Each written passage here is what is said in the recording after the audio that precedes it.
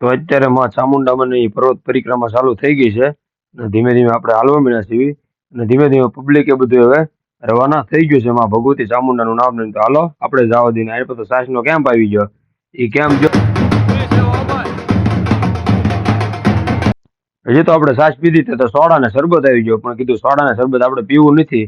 એ ન પીધું છે આગળ જઈને સાસ તો પાછી પીવી જ પડી, કારણ કે ત્યાં તો ફરજિયાત પાછા થા ભાઈ સાસ પીતા તો જો સાસ પીતા જો પરાણે સાસ પાળી જ નહીં. આ ભાઈ પાણી વાળા આવી ગયા. આમ પરિક્રમામાં આપણને એવું નથી લાગતું એમ ક્યાંય તરસ લાગે છે કે કઈ ખાવાનું મન થાય છે.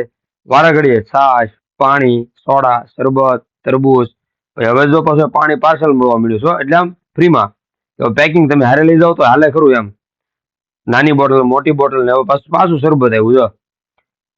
ઓછામાં ઓછો તો 30 સ્ટોલ ટોટલ હશે. બોલો જો પાછું પાણી આવી ગયું ફ્રીમાં, તમામ વસ્તુ ફ્રીમાં એમ. નાની બોટલ લઈ જાઓ, મોટી બોટલ લઈ જાઓ. તમે જોઈ શકો છો કેટલા શ્રદ્ધાળુ લોકો આવેલા છે. લાખોની સંખ્યામાં અહીંયા શ્રદ્ધાળુ ઉમટી પડ્યા છે.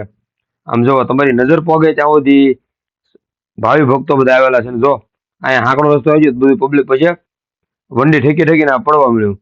ચાલો વંડી ઠેકીને યાદ છે. તમે જો આપણે ધાબા ઉપર ચડી જાય ને ત્યાંથી જો શૂટ કરી દીધું. અને આપણે ફેવરેટ પછી ચા પાણી આવી ગઈ. ચા પાણી પી લીધા.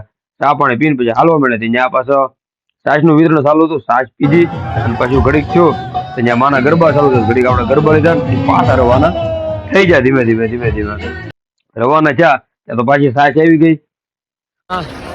પરિક્રમા પૂરી થઈ ગઈ છે ભાઈ. અમારો ફૂલ બ્લોગ જોવો હોય તો યુટ્યુબ પર પારડીકા સોરા સર્ચ કરો.